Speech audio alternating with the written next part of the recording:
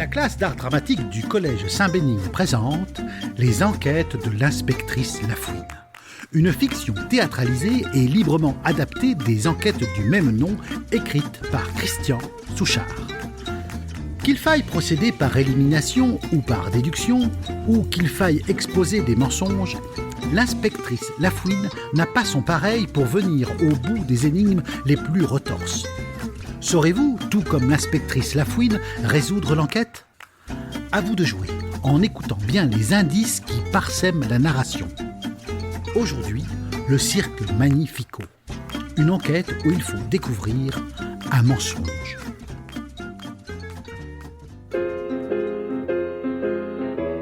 Marcello Tiropolo, le directeur du cirque Magnifico, est à l'hôpital pour une dizaine de jours. Un énorme bandage lui entoure la tête. Samedi soir, après la représentation, alors qu'il regagnait sa caravane, il a été assommé à l'aide d'une massue de jonglage. La mallette qui contenait la recette de la journée a été dérobée. Marcello se confie à l'inspectrice Lafouine. Quand je suis sorti du chapiteau pour me rendre dans ma caravane, tout était silencieux, pas un bruit. Je n'ai même pas entendu les pas de mon agresseur. Il devait bien connaître mes habitudes.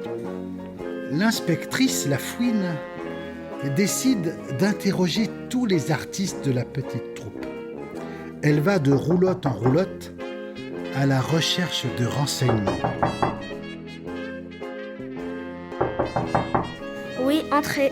Bonjour, monsieur Rico ? Appelez-moi Rico, tout court. Monsieur, c'est bien trop long pour moi. Eh bien, Rico, je me présente, inspectrice Lafouine de la brigade judiciaire. Je suis chargée de l'enquête sur l'agression du directeur et du vol de la recette. Pouvez-vous me dire où vous étiez à la représentation de samedi soir ? Je me démaquillais dans ma loge. C'est que j'en ai une tartine à enlever, moi. Je me mets du blanc mélangé avec de la farine. Ça fait une sacrée couche de maquillage. Puis, après, j'ai lu mon journal. J'aime bien lire mon journal après le spectacle. Ça fait retomber la pression. Alors, c'est quand j'ai entendu l'ambulance que je suis sortie voir ce qui s'est passé. Comment qu'il va, Marcello ? Bien, ça va mieux, on va dire. L'inspectrice Lafouine note sur son carnet les propos de Rico et continue son enquête en allant questionner Grouchette, la trapéziste. J'étais sous le chapiteau au moment de l'agression. Je rangeais mes affaires dans la malle. J'ai découvert Marcello étendu près de la caravane d'Harpie, la magicienne. Il était inconscient, Marcello. Il ne bougeait pas. J'avais les chocottes. Heureusement que les médecins m'ont rassurée et qu'ils m'ont dit qu'il était juste assommé. J'ai cru qu'il était mort, moi. Le lanceur de couteau, Armando, quant à lui, affirme qu'il était sous l'auvent de la caravane. J'étais sous l'auvent en train d'affûter mes outils avec ma meule électrique. Je fais ce travail tous les jours. Il faut que mes lames de poignard soient bien pointues et bien aiguisées. Polo, le clown, raconte, sans faire de blague. Regardez, inspectrice, c'est cette partie-là de la veste qui était déchirée. Après le spectacle, j'ai bien mis une bonne heure à repriser ces bouts de tissu. C'est que j'y tiens à ma veste. C'est là que j'y mets ma fleur qui pisse de l'eau, mon marteau qui fait des poètes-poètes, mon coussin qui fait des proutes, mon paquet de confettis et ma trompette. Tenez, je vais vous en jouer un petit air. Non merci, je dois continuer mon enquête. Non, attendez, je vais vous en jouer un air dans les oreilles. Du côté de la roulotte des fauves... Attention, inspecteur.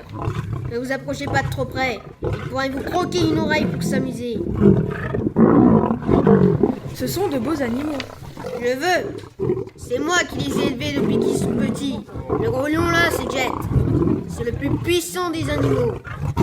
Sa gueule, elle vous broie un petit chien en 2 coups de dent. Un coup de patte et il vous assomme un ours. Ah oui ? Mais Jet ne ferait pas de mal à une mouche. Il est gentil, c'est un vrai chat. Il est câlin, regardez ça.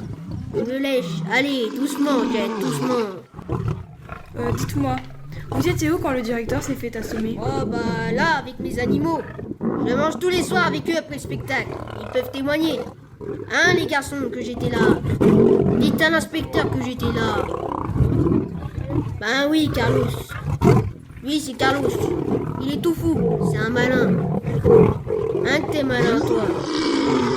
Mais oui, mon Carlos, j'étais avec toi. Tu t'en souviens, hein? Oh, regardez, il me donne sa grosse patte. Je ne sais pas trop si ce témoignage est valable dans mon enquête. Je peux confirmer, moi, j'étais là. Dit Philippette, la jongleuse. J'ai apporté les gamelles des fauves. Je m'en étais servi car je suis en train de mettre au point un petit numéro de lancer de gamelles, de jonglage de gamelles. Ça ne s'est jamais fait. Je te les envoie valdinguer au-dessus de moi comme des frisbees, avec un éclairage dessus. Ça serait du plus bel effet. J'imagine les fauves à côté de toi. Ou alors, mieux toi, sur les épaules de Carlos. L'inspectrice se dirige ensuite vers la roulotte de la magicienne. Entrez. Mais entrez donc. Et refermez vite la porte, il fait un froid de canard. Bonjour, mademoiselle Harpie. Ah, inspectrice, je savais que vous viendriez. Ah bon, vous êtes aussi voyante. Mais non, pas du tout. C'est les autres qui me l'ont dit. Ils m'ont dit que vous faisiez le tour des roulottes. Moi, je fais de la magie. Les voyants, c'est tous des charlatans. Ceci dit, ça ne m'empêche pas d'avoir un œil sur tout ce qui se passe dans le cirque. Et vous n'avez rien vu de particulier le soir après le spectacle? Vous voulez dire le soir où le directeur a été assommé? Oui, par exemple. Ben non, là j'ai rien vu du tout. Car depuis 2 jours, je suis un traîne savate de clown. Je me suis chopé un coup de froid à cause de ces roulottes qui sont de vraies passoires. Je suis clouée au lit. Impossible de faire un tour de magie. Je dors comme un sonneur. Je n'ai rien entendu. Bon bah, je ne vais pas vous embêter plus longtemps, mademoiselle Harpie. Remettez-vous bien. La porte! Il ne reste plus qu'à notre vaillante inspectrice d'interroger la femme du directeur, Madame Domino, qui était, elle, dans la roulotte de la cuisine. Je préparais le potage aux légumes. J'avais mis des belles carottes, des pommes de terre, du potiron. Je venais de rajouter un petit peu de noix de muscade. Ça donne du goût au potage, inspectrice. Quand Marcello ira mieux, vous viendrez un de ces soirs avec tous vos collègues après la représentation. Je vous ferai mon potage. J'ai entendu les appels « À l'aide !» de Grouchette. Je pensais que c'était encore une blague de Polo. Vous savez, le clown. Mais non, pas du tout. C'était pas une blague. Quand je suis sortie et que j'ai vu mon Marcello étalé comme de la purée, j'étais inquiète, hein. On a tout de suite appelé une ambulance. Et puis tout de suite après, vos collègues sont venus. Je me demande bien qui a pu faire un coup comme ça. C'est des choses qui ne se font pas dans un cirque. En plus, à cause de tout ça, c'est que ma soupe, elle était froide. Assise dans les gradins du chapiteau, l'inspectrice Lafouine se concentre. Elle essaie de trouver la faille dans tous ses alibis. Il y a là quelqu'un qui ment. Sur son carnet, à l'heure du vol et de l'agression, au moment où tout était silencieux, elle a noté Rico, le petit homme qui se démaquillait, puis qui lisait son journal, Grouchette, la trapéziste qui rangeait ses accessoires, Armando, le lanceur de couteaux qui affûtait ses couteaux avec sa meule électrique, Polo, le clown en train de recoudre sa veste, Césario, le dompteur qui mangeait avec ses fauves, Philippette, la jongleuse qui était avec eux, Harpie, la magicienne, elle, était au lit, malade, Madame Domino, elle, la femme du directeur, elle préparait un potage avec de la noix de muscade. Soudain, l'inspectrice se lève. Elle pose son index sur son nez et d'un geste monte sa main au ciel en s'écriant « Bon sang, mais bien sûr, le coupable ne peut être que... » Et vous, avez-vous trouvé le coupable ? C'était les enquêtes de l'inspectrice Lafouine, une fiction théâtralisée et librement adaptée des enquêtes du même nom de Christian Souchard. Une fiction interprétée par les élèves de la classe d'art dramatique du collège Saint-Bénigne. La solution de cette enquête vous sera révélée dans notre prochain podcast. Nous vous donnons rendez-vous tout bientôt.